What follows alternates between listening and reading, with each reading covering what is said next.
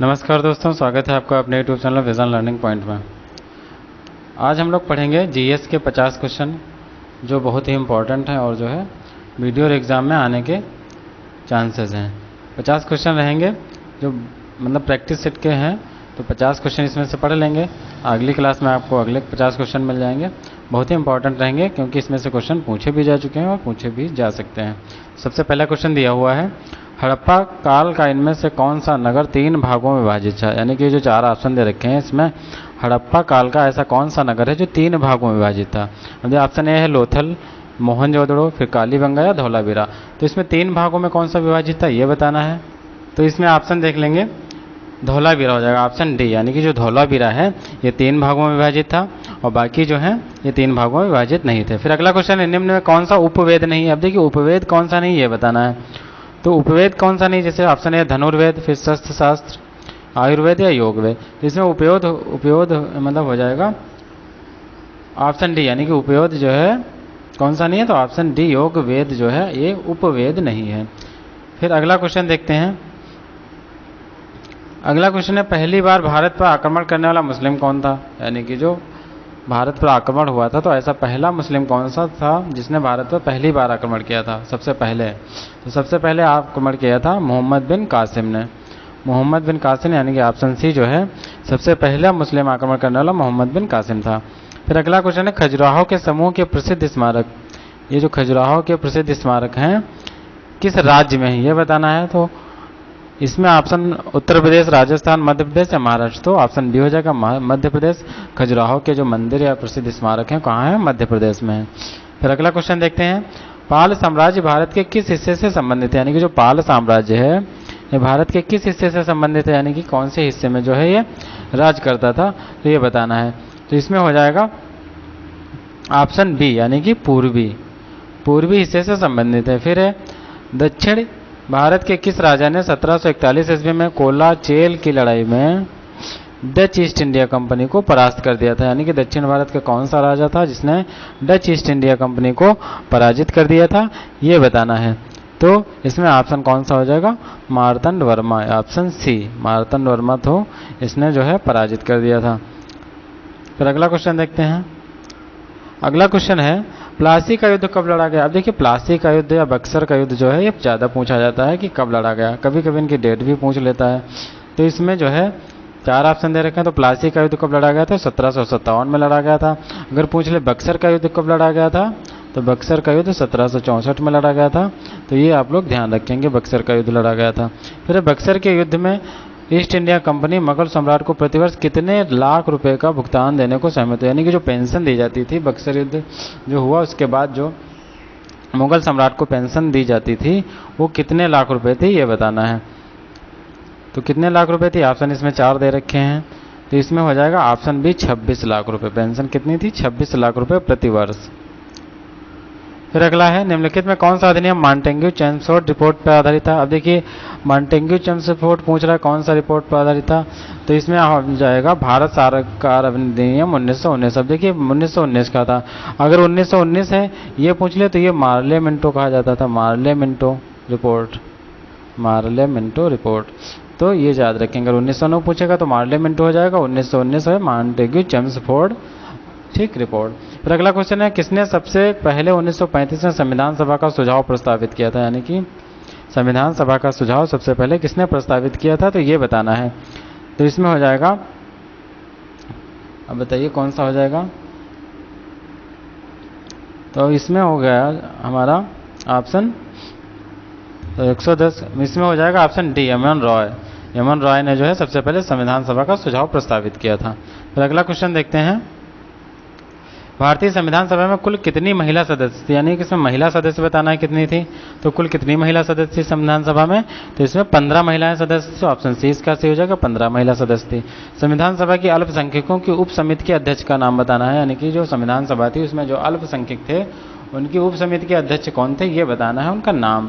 तो वो कौन थे, एच.सी. मुखर्जी। तो एच.सी. मुखर्जी जो है ये उप समिति के अध्यक्ष थे। फिर अगला क्वेश्चन देखते हैं, उस पड़ोसी राष्ट्र की पहचान करें जिसने भारत के साथ अपनी सबसे लंबी सीमा साझा की। अब देखिए सबसे लंबी सीमा जब पूछेगा तो किसने साझा की है? तो है हमारा कौन सा देश हो जाएगा पड़ोसी? तो बांग्लादेश हो जाएगा। इसने सबसे लंबी। और दूसरे नंबर पर पूछे तो चाइना हो जाएगा। फिर जो है अगर सबसे कम पूछ ले तो सबसे कम हो जाएगा अफगानिस्तान। तो सबसे ज़्यादा पूछ लेगा तो बांग्लादेश, सबसे कम पूछ ले तो अफगानिस्तान। तो ये चीज़ आप लोग याद रखेंगे। फिर प्रायद्वीपीय भारत तक फैला, यानी कि भारतीय प्रायद्वीप कहाँ तक फैला हुआ है? तो भारतीय प्रायद्वीप कहाँ तक फैला हुआ है ये बताना है। तो इसमें बता देना 4 ऑप्शन है, अरब सागर, हिंद महासागर, हिमालय, बंगाल की खाड़ी। तो देखिए भारत के नीचे हिंद महासागर जो एरिया है समुद्र का, उसको क्या कहा जाता है? हिंद महासागर। तो इसमें ऑप्शन बी सही हो जाएगा, हिंद महासागर तक फैला हुआ है। फिर अगला क्वेश्चन है, कर्क रेखा निम्नलिखित में से किन राज्यों से गुजरती है? यानी कि जो कर्क रेखा है वो किन किन राज्यों से गुजरती है ये बताना है। तो कौन कौन से राज्य हो जाएंगे इसमें बता देना है। तो इसमें हो जाएगा, देखिए 4 ऑप्शन दे रखे, गुजरात, असम, झारखंड और मिजोरम। देखिए गुजरात से भी जाती है, राजस्थान से जाती है, झारखंड से जाती है, मिजोरम से जाती है। ठीक, तो इसमें ऑप्शन ए यानी कि गुजरात से भी जाती है, झारखंड से जाती है, मिजोरम से। असम से नहीं गुजरती, तो असम इसमें हटा देंगे। अभी देखिए इसमें 3 है तो ये भी नहीं होगा, इसमें 3 है भी नहीं होगा। तो 1, 2, 4 यानी कि ऑप्शन सी 1, 2, 4 यानी गुजरात, झारखंड और मिजोरम से जाती है। और कर्क रेखा कितने राज्यों से? तो 8 राज्यों से गुजरती है। 8 राज्य आप लोग याद रखेंगे। सौरमंडल की उत्पत्ति से संबंधित इसमें कौन सा सिद्धांत सही से मेल नहीं खाता है? हम देखिए इसमें बताना है सौरमंडल से संबंधित कौन सा सही मेल नहीं खाता है, तो ये बताना है। तो कौन सा हो जाएगा? अब देखिए इसमें 4 ऑप्शन दे रखे, नेबुलर परिकल्पना, आर्किमिडीज, फिर ज्वारीय हाइपोथेसिस, जेम्स जीन और हेराल्ड जेफरी, फिर ग्रहीय हाइपोथेसिस, चैम्बरलिन और मोल्टेन बताना है, फिर गैसीय हाइपोथेसिस ये बताना है। तो कौन सा हो जाएगा इसमें ये बताना है। तो इसमें कौन सा हो जाएगा? ऑप्शन ए नेबुलर परिकल्पना। तो ऑप्शन ए हो जाएगा, ये जो है सही रूप से मेल नहीं खाता है। फिर सूर्य का दीप्तमान अमुख जिसे हम देखते हैं क्या कहलाता है? यानी कि जिसे हम देखते हैं वो क्या कहलाता है ये बताना है। तो इसमें बताना है कौन सा हो जाएगा, प्रकाश मंडल, स्थल मंडल, वातावरण या वर्ण मंडल। तो हम जिसको हम देखते हैं वो क्या कहलाता है? हमारा कहलाता है प्रकाश मंडल। ठीक, फिर अगला देखते हैं। नासा के अनुसार सूर्य के बाद पृथ्वी के निकटतम, यानी कि नासा के बाद पृथ्वी के निकटतम स्टार कौन सा है ये बताना है। तो ये जो है, तो देखिए इसमें 4 ऑप्शन है, अल्फा सेंचुरी यानी कि जो पृथ्वी के निकटतम सबसे नज़दीक तारा है सूर्य के बाद ये बताना है। तो सबसे निकटतम स्टार कौन सा हो जाएगा सूर्य के बाद बताना है। तो हो जाएगा प्रॉक्सिमा सेंचुरी, ऑप्शन सी। तो ये आप लोग याद रखेंगे, प्रॉक्सिमा सेंचुरी जो है ये सूर्य के बाद नंबर 1 पे तो सूर्य है स्टार, उसके बाद दूसरा जो है प्रॉक्सिमा सेंचुरी हो जाएगा। फिर है अगला क्वेश्चन, सकल राष्ट्रीय आय हमेशा निवल राष्ट्रीय आय से अधिक होती है क्योंकि इसमें सम्मिलित होती है, यानी कि जो सकल राष्ट्रीय आय है वो निवल राष्ट्रीय आय से अधिक होती है। तो इसमें क्या सम्मिलित होता है कि वो अधिक होती है, तो ये बताना है। देखिए विदेशी आय या अप्रत्यक्ष कर, फिर प्रत्यक्ष कर या पूंजी खपत भत्ता। इसमें हो जाएगा ऑप्शन सी पूंजी खपत भत्ता जो है इसमें शामिल होता है। फिर अगला क्वेश्चन देखते हैं, भारत में राष्ट्रीय आय का आकलन करने वाली संस्था कौन सी ये बताना है, यानी कि जो भारत में राष्ट्रीय आय का आकलन करती कौन सी संस्था है। इसमें हो जाएगा केंद्रीय सांख्यिकी संगठन, केंद्रीय सांख्यिकी संगठन, ऑप्शन डी सही हो जाएगा। निम्नलिखित में कौन सा आधारित संरचना कारक इंफ्रास्ट्रक्चरल फैक्टर्स कृषि विकास से संबंधित नहीं, यानी कि कृषि विकास से संबंधित कौन सा इसमें फैक्टर नहीं है ये बताना। सिंचाई, सड़कों की उपलब्धता, खनन या बीमा, तो ये बताना है इसमें। तो इसमें खनन जो है ये फसल से संबंधित नहीं है। देखिए कृषि के विकास में सड़क भी होनी चाहिए, सिंचाई भी होनी चाहिए, बीमा भी होना चाहिए, लेकिन खनन जो है ये संबंधित नहीं है। फिर अगला क्वेश्चन है, निम्नलिखित नेताओं में कौन से नेता गोरखनाथ मंदिर और मठाधीश के मुख्य पुजारी भी हैं, तो इसमें बता देना है। अब देखिए ये तो सभी को पता हो गोरखनाथ से मंदिर के कौन पुजारी हैं, तो योगी आदित्यनाथ जो इस समय क्या है सीएम भी हैं, यानी कि उत्तर प्रदेश के मुख्यमंत्री भी हैं जो गोरखपुर से हैं। तो ये हो जाएगा योगी आदित्यनाथ, ऑप्शन बी। उत्तर प्रदेश में फिर डैश लगा हुआ है, हेतु सबरी संकल्प अभियान की शुरुआत की गई थी। अब सबरी संकल्प जो अभियान है इसकी शुरुआत क्यों की गई थी ये बताना है, ये किससे जुड़ा हुआ है तो ये बता देना है हमें। तो देखिए इसमें क्या हो जाएगा, इसमें हो जाएगा कुपोषण को दूर करना, यानी कि जो सबरी संकल्प अभियान है किसके लिए चालू किया गया था, कुपोषण को दूर करने के लिए। तो ऑप्शन बी सही हो जाएगा। फिर अगला देखते हैं, अगला क्वेश्चन दिया हुआ है, उत्तर प्रदेश सरकार द्वारा शुरू किया गया दस्तक अभियान निम्न से किससे संबंधित है, यानी कि दस्तक अभियान है ये किससे संबंधित है ये बताना है। तो 4 ऑप्शन दिए हैं, तो इसमें हो जाएगा जापानी इंसेफ्लाइटिस का उन्मूलन, यानी कि जो जापानी जैसे फीवर जो होता है, बुखार होता है, उसको दूर करने के लिए दस्तक अभियान शुरू किया गया, टीकाकरण अभियान है। ठीक, तो ऑप्शन ए इसका सही हो जाएगा। उसके बाद देखते हैं प्रथम मोबाइल ओपन एक्सचेंज जोन का शिलान्यास कहाँ किया गया। देखिए प्रथम मोबाइल ओपन एक्सचेंज जोन का शिलान्यास कहाँ किया गया। देखिए उत्तर प्रदेश का एग्जाम वीडियो एग्जाम है, तो उत्तर प्रदेश से रिलेटेड ज़्यादा करंट पूछी जाएगी, तो उत्तर प्रदेश की करंट आप लोग जरूर तैयार रखेंगे, क्योंकि यहाँ से क्वेश्चन ज़्यादा से ज़्यादा बनने के चांसेज हैं। अब इसमें 4 ऑप्शन दिए हैं, प्रथम मोबाइल ओपन एक्सचेंज जोन, तो ये हो जाएगा ऑप्शन डी नोएडा में। नोएडा में जो है ये शिलान्यास किया गया है। फिर अगला क्वेश्चन है, वर्ष 2016 में उत्तर प्रदेश प्रवासी दिवस किस दिन मनाया गया। अब उत्तर प्रदेश प्रवासी दिवस बताना है किस दिन मनाया गया था, तो ये हो जाएगा 4 जनवरी को। ऑप्शन ए इसका सही हो जाएगा, 4 जनवरी। फिर अगला क्वेश्चन है, कौन सा देश उत्तर प्रदेश राज्य के साथ एक अंतर्राष्ट्रीय सीमा साझा करता है। कौन सा देश है जो उत्तर प्रदेश राज्य के साथ अंतर्राष्ट्रीय सीमा साझा करता है, तो ये तो सभी को पता होगा, नेपाल। ऑप्शन बी, नेपाल जो है उत्तर प्रदेश के साथ अंतर्राष्ट्रीय सीमा साझा करता है। अगला क्वेश्चन है, बुंदेलखंड नामक क्षेत्र किस सीमा के अंतर्गत आता है, यानी जो बुंदेलखंड नामक क्षेत्र है ये किस सीमा के अंतर्गत आता है ये बताना है। तो ये जो बुंदेलखंड क्षेत्र है ये मध्य प्रदेश सीमा के अंतर्गत आता है, क्योंकि इसके बुंदेलखंड के ज़्यादा से ज़्यादा जिले मध्य प्रदेश के साथ सीमा बनाते हैं, तो ऑप्शन बी सही हो जाएगा। फिर अगला क्वेश्चन है, कंप्यूटर शब्दावली में पीडीएफ का पूर्ण रूप क्या है, यानी कि जो पीडीएफ है इसका फुल फॉर्म क्या होता है, तो इसका होता है portable document format. Document format,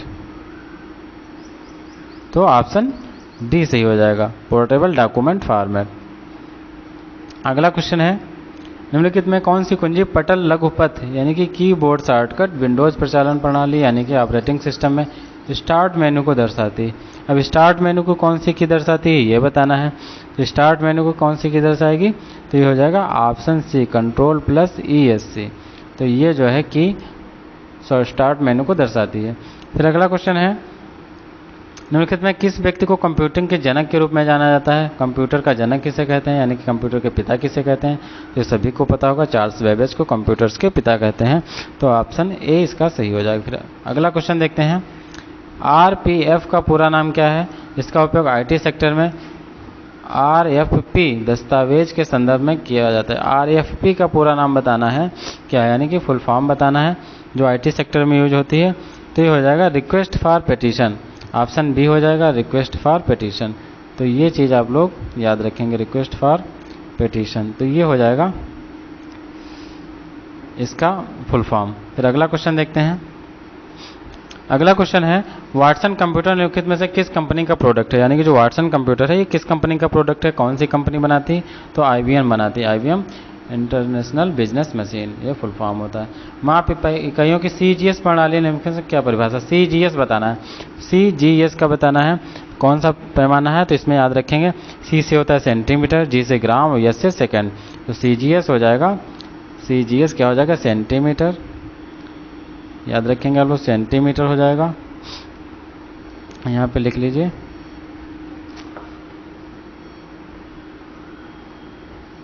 तो देख लेते हैं, C से क्या हो जाएगा, C से हो जाएगा सेंटीमीटर, और G से क्या हो जाएगा, ग्राम हो जाएगा, और S से क्या हो जाएगा, सेकंड हो जाएगा।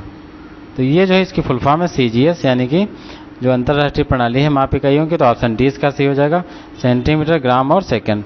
फिर अगला क्वेश्चन देखते हैं, 1 वोल्ट कितने के बराबर होता है। वोल्ट, एक जो वोल्ट होता है कितने बराबर होता है ये बताना है।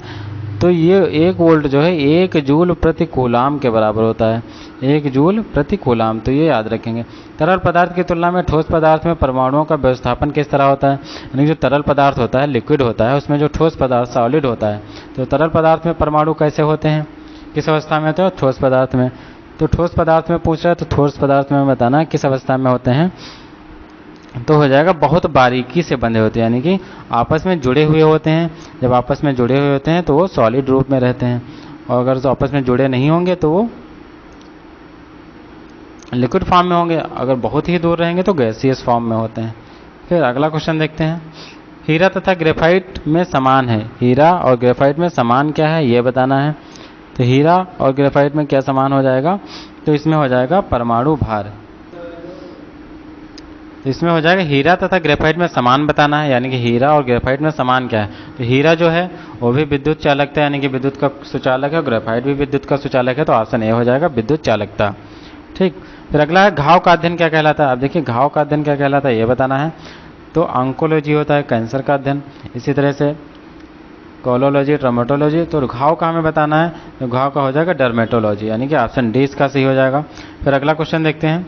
अगला क्वेश्चन निम्नलिखित में कौन सी तंत्रिका तंत्र की मूल संरचनात्मक इकाई कार्यात्मक इकाई बतानी है, यानी कि जो तंत्रिका तंत्र है इसकी संरचनात्मक इकाई क्या है ये बताना है। तो ये हो जाएगा न्यूरॉन, ऑप्शन ए न्यूरॉन।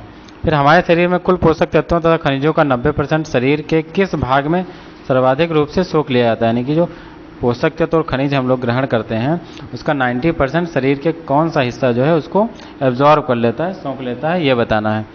तो इसमें बताना है ऑप्शन बी, जो बड़ी आंत होती है, लार्ज इंटेस्टाइन होती है, वो क्या करती है 90% उसका एब्जॉर्ब कर लेती है। तो 90% इसका लार्ज इंटेस्टाइन एब्जॉर्ब कर लेती है। फिर अगला हम क्वेश्चन देखते हैं। अगला क्वेश्चन है मध्य प्रदेश में स्थित कौन सा जिला भारत का कार्यात्मक रूप से साक्षर जिला। अब देखिए ये तो पता ही होगा, करंट का क्वेश्चन है, कार्यात्मक रूप से साक्षर जिला बताना है। तो मध्य प्रदेश का जिला पूछ रहा है तो कौन सा हो जाएगा, इसमें हो जाएगा मंडला, ऑप्शन ए। मंडला जो है पहला कार्यात्मक रूप से साक्षर जिला है, जो कहाँ पे है, मध्य प्रदेश में है। फिर अगला क्वेश्चन देखते हैं। अगला क्वेश्चन है जनवरी 2023 में 17वें प्रवासी भारतीय दिवस सम्मेलन 2023 का आयोजन कहाँ किया गया था ये बताना है। इसका आयोजन कहाँ किया गया था ये बता देना है। तो इसका आयोजन किया गया था प्रवासी भारतीय दिवस का इंदौर में। ठीक, फिर अगला क्वेश्चन है कुकरेल नाइट सफारी पार्क कहाँ स्थित है। कुकरेल नाइट सफारी पार्क बताना है कहाँ स्थित है। तो ये हमारा स्थित है लखनऊ में। कहाँ स्थित है, लखनऊ में। फिर अगला देखते हैं अगस्त 2022 में किस राज्य सरकार ने राज्य के प्रत्येक जिले में संस्कृत ग्राम विकसित करने का निर्णय लिया है। तो संस्कृत ग्राम कौन विकसित करेगा, तो ये ऑप्शन बी उत्तराखंड सरकार विकसित करेगी। अगस्त 2022 में केंद्रीय विज्ञान एवं प्रौद्योगिकी मंत्री डॉक्टर जितेंद्र सिंह, यानी कि अगर क्वेश्चन पूछ ले कि केंद्रीय विज्ञान और प्रौद्योगिकी मंत्री कौन है तो डॉक्टर जितेंद्र सिंह है, ने खारे पानी से चलने वाली देश की पहली लालटेन का अनावरण किया है। इस लालटेन का नाम बताना है क्या है। खारे पानी से चलने वाली है तो इस लालटेन का नाम बताना है क्या है। तो ये हो जाएगा रोशनी। लालटेन का नाम क्या है, रोशनी। अगला क्वेश्चन है विभाजन विभीषिका स्मृति दिवस कब मनाया जाता है। विभाजन विभीषिका स्मृति दिवस यानी कि जब हमारा देश आज़ाद हुआ था 15 अगस्त को, इसके एक दिन पहले हमारे देश का बंटवारा हो गया था। तो 14 अगस्त को विभाजन विभीषिका दिवस मनाया जाता है। तो उत्तर प्रदेश। फिर अगला क्वेश्चन उत्तर प्रदेश के किस शहर को संघाई सहयोग संगठन की सांस्कृतिक और पर्यटन राजधानी घोषित किया गया, यानी कि जो एससीओ है इसकी सांस्कृतिक और पर्यटन राजधानी किसे घोषित किया गया है। तो ये हो जाएगा ऑप्शन बी वाराणसी।